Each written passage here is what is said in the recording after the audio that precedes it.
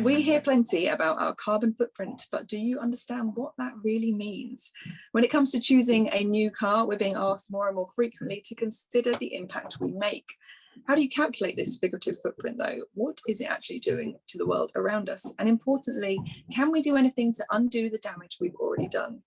My name is Rebecca Chaplin, and in this video for motors.co.uk today, we're going to tackle that very subject. Fortunately, I've got Mark Hammond, who is a carbon footprint expert, joining me to explain exactly what impact we're making with our everyday choices.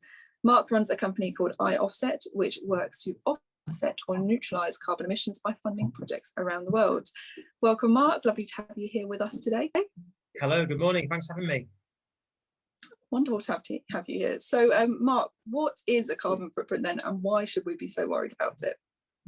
So, in essence, Becca, a carbon footprint is anything that we touch or consume that has essentially a negative impact on the environment.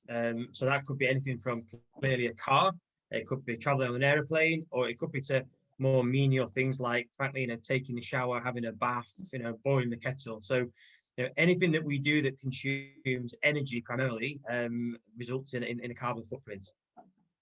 So is this something we can actually measure? Like, how can we calculate what we're using?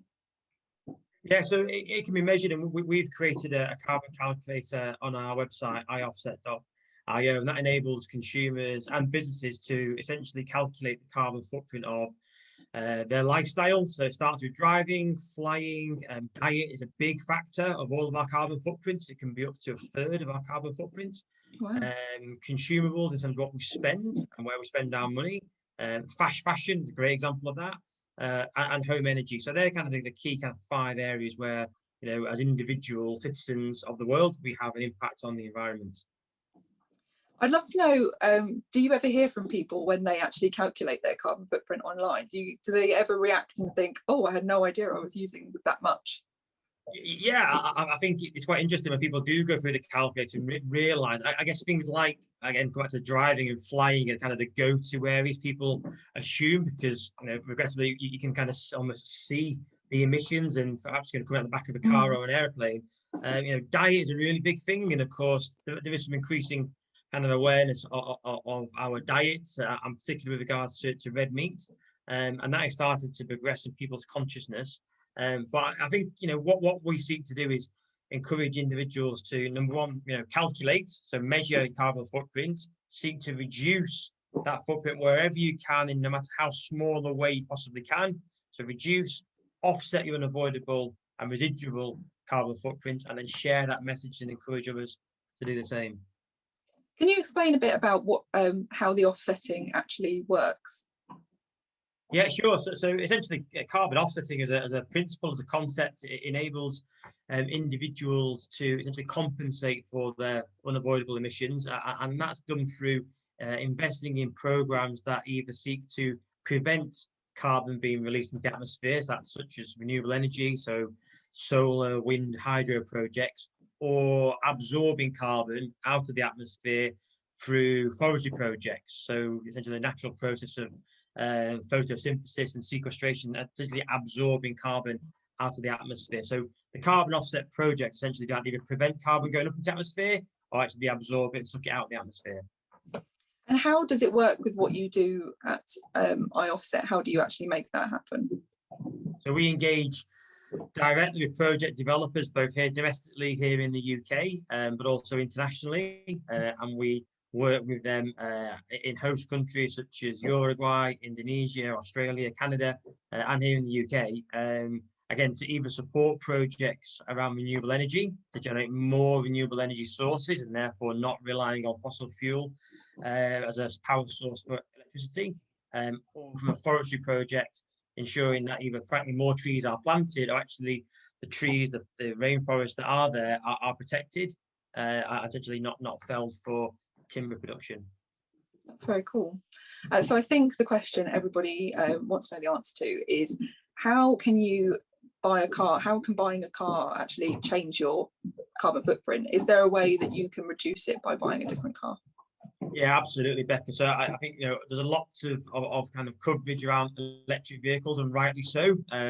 and where possible, kind of moving into an electric vehicle is clearly the right thing to do over the lifetime of the vehicle. Short term, there's an increase in those embodied emissions, but over the lifetime of the vehicle, EVs are clearly the direction we all need to travel in.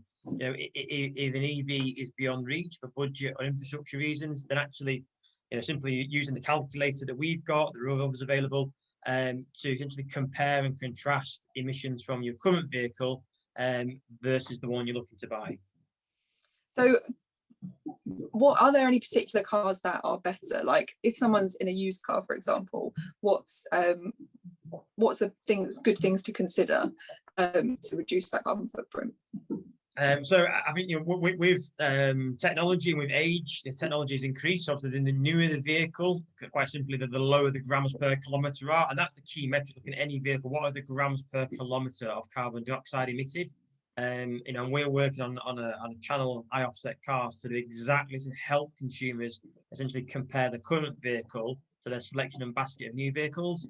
So it's looking at, ultimately, it's that grams per kilometre. I mean, other factors kind of are around kind of the size of the car, the weight of the car, but predominantly, as I say, it's looking at kind of the newer the vehicle wherever possible, whether that's looking at a 12-year-old car versus a 10-year-old car, or a 5-year-old car versus a 2-year-old car.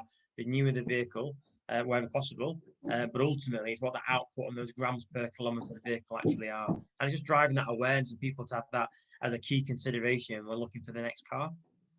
Perfect, that's really cool. And finally, like, what can people do? What should be their first step if they're thinking, I want to reduce my carbon footprint? What should they do right now? I mean, the first thing is to measure it and get a sense of what it actually is, and then when you know what are the areas where it's perhaps higher than average, then it's taking actions to seek to kind of remedy that in whatever small, meaningful way you possibly can. So the first thing is to measure your carbon footprint and be aware of what you are doing that has an effect on your carbon footprint and on the wider environment. I think that's great. It's definitely an every little helps kind of thing, isn't it? It's exactly that, and hence this kind of principle of share. So reduce, offset, share. Absolutely, I think on massive, we can all do a small thing, but we can all do it. Then that's going to have an impact. Fabulous. Well, thank you so much, Mark, for explaining all that. I think we can admit it's a very complicated subject, but good to have you kind of break it down for us. If you're concerned about your own carbon footprint and want to educate yourself by when you're coming to buy your next car, why not go over to iOffset now and calculate your carbon footprint for yourself. Thank you so much for watching, and for more information about the cars with the lowest carbon emissions, head over to motors.co.uk now.